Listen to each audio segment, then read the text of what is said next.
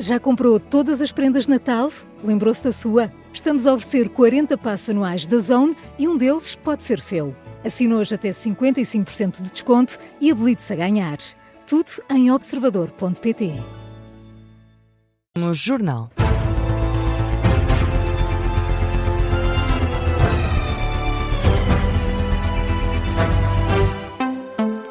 Jornal das 5, edição do jornalista José Rafael Lopes. Luís Marques Mendes diz que revelou a lista de clientes porque quem não deve não teme. O candidato presidencial abordou pela primeira vez a divulgação dos 22 clientes da empresa familiar. Numa ação de pré-campanha em Alenquer, Marques Mendes diz que divulgou os nomes por iniciativa própria, sem que fosse obrigado por lei a fazê-lo. É a obrigação de qualquer um de nós ser escrutinado. Não deve levar a mal, é um dever, o escrutínio. E por isso é que eu resolvi, sem ser obrigado por lei a fazer, divulgar os clientes de uma empresa que era minha. Portanto, os clientes eram meus e não era obrigado, mas entendia em consciência fazê-lo por uma razão simples. Quem não deve, não tem. Luís Marques Mendes, em Alenquer, o candidato apoiado pelo PSD, dirigiu-se diretamente a 3 adversários, 3 candidatos que considera, no entender de Marques Mendes, que passam a vida a fazer ataques pessoais e deixam um aviso. Diz-me Marques Mendes que é sério, mas não ingênuo. O Tenho Figueiredo, o Gouveia Mel, o André Ventura passam a vida a fazer insinuações e ataques pessoais a mim e à minha candidatura. Eu isso acho uma coisa feia. Eu sou sério, mas não sou ingênuo. Sei porque é que fazem, porque estou em alta nas sondagens e sou o único que as sondagens dizem que ganhar todos à segunda volta. Em qualquer circunstância, acho que uma campanha de nível elevado é mais discutir ideias do que fazer insinuações e ataques pessoais. E, finalmente, acho que há uma terceira questão também diferente das outras, que é calúnia.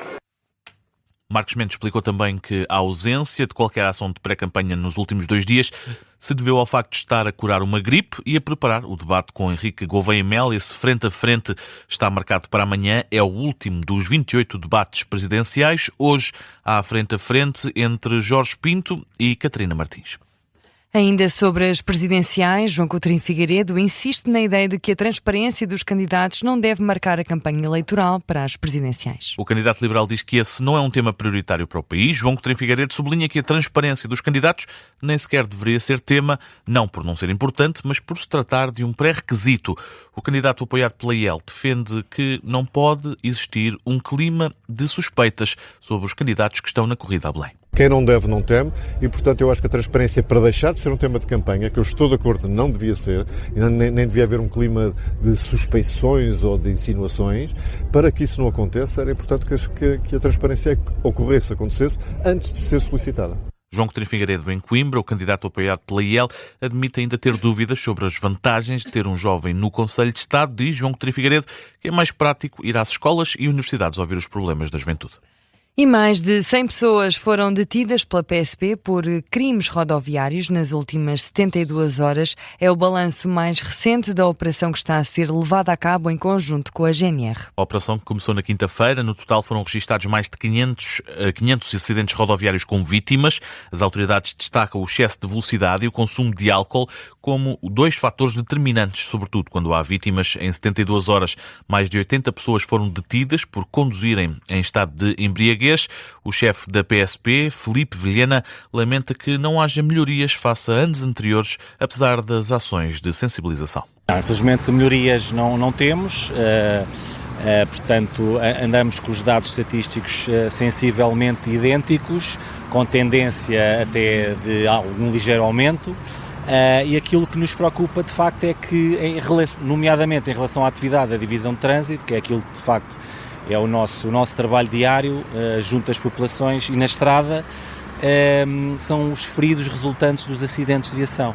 Portanto, continuamos com o flagelo dos feridos graves e mortos nas estradas, que é sempre de lamentar. O chefe da PSP, Filipe Vilhena, que lembra que o objetivo é chegar de forma segura ao destino e sublinha que é sempre necessário ter em conta as precauções e que, nesta quadra natalícia, o melhor presente é estar presente, diz a PSP. Ainda sobre avisos, mas sobre o mau tempo. Vamos agora, é isso. As temperaturas vão descer este Natal em Portugal continental. Mas antes disso, entre amanhã e terça-feira, a temperatura ainda vai registrar um aumento. É o que nos avisa Alexandra Fonseca, meteorologista do IPMA. A partir do meio-dia de amanhã, teremos aqui uma intensificação da precipitação mais para a zona centro, e então teremos aqui o aviso amarelo de queda de neve apenas para a Serra da Estrela, para cotas acima dos 1.200 metros e a subir ao longo do dia. Isto porque, tanto amanhã como dia 23, teremos aqui uma pequena subida da temperatura. Já no dia da consoada as temperaturas começam a descer e no dia 25, dia de Natal, prevêem-se aguaceiros fracos e a possibilidade de neve, é o que assegura a meteorologista do IPMA, Alexandra Fonseca. A partir do dia 24, e já com o dia 24 a apresentar um dia sem precipitação, as temperaturas começarão a descer gradualmente, dia 24 e até ao final da semana. No dia 25, dia de Natal, regressam os aguaceiros, apesar de serem aguaceiros fracos e um pouco dispersos por todo o território, poderão ser de neve acima dos 800 metros de altitude.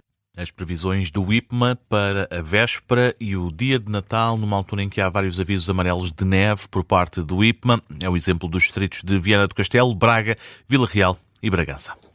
E na atualidade internacional, os Estados Unidos da América interceptaram mais um navio ao largo da Venezuela. Já é o terceiro, depois da promessa de Donald Trump de bloqueio total e completo de petroleiros na entrada e saída da Venezuela.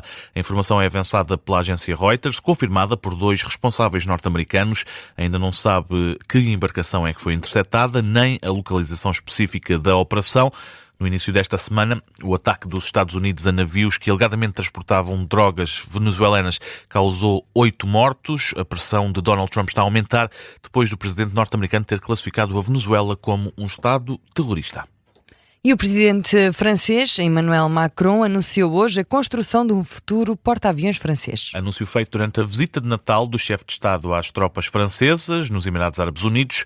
Este novo porta-aviões deve entrar ao serviço em 2038. Vai substituir o Charles de Gaulle, que é atualmente o maior porta-aviões da Europa Ocidental. Emmanuel Macron sublinha que este projeto ilustra a potência da França, da indústria e da tecnologia, ao serviço da liberdade dos mares. O anúncio acontece durante um atual impasse orçamental francês e num contexto marcado pelos investimentos elevados na área da defesa. Este novo porta-aviões francês vai ter propulsão nuclear e tem capacidade para operar cerca de 30 aviões de combate. E no desporto, o Futebol Clube do Porto joga amanhã com a Alverca para o campeonato. Francisco Farioli destaca a qualidade ofensiva do adversário. O jogo a contar para a jornada 15 do campeonato começa quando faltarem 15 minutos para as 7, em conferência de imprensa. Francesco Farioli elogia o Alverca, fala numa das equipas que mais oportunidades de golo cria no campeonato. É uma equipa que, ao analisá-los e vendo algumas estatísticas, percebemos que têm coisas interessantes que precisam de estar na nossa mente de forma bastante clara. São a segunda equipa com a melhor qualidade de golos esperados, quando rematam têm muito boas oportunidades. É também uma equipa muito física, estão no top 3 em termos de duelos ganhos, quer no solo, quer nos lances aéreos. Francesco Farioli em conferência de imprensa antes do jogo com o Alverca. E amanhã joga também o Benfica com o Famalicão. José Mourinho quer manter o bom momento para a equipa encarnada. O jogo começa quando faltar um quarto de hora para as 9 da noite, no Estádio da Luz. José Mourinho voltou a não fazer conferência de imprensa antes do encontro. Falou apenas à televisão do clube. O treinador do Benfica diz que o trabalho que tem de ser feito está a dar frutos e que os bons resultados são a prova. Aquilo que eu repito aos jogadores é que os bons resultados têm chegado como consequência de muito trabalho, de muita concentração, não por obra do acaso. E se nós entramos num jogo, como por exemplo com a equipa com o Famalicão, a pensar que só o bom momento nos vai levar à vitória, erramos. José Mourinho, em declarações à BTV, o treinador do Benfica destaca ainda o registro do Famalicão quando joga fora de casa no campeonato. E o Benfica-Famalicão começa quando faltar um quarto de hora para as 9 da noite de amanhã e há relato e análise aqui na Rádio Observador.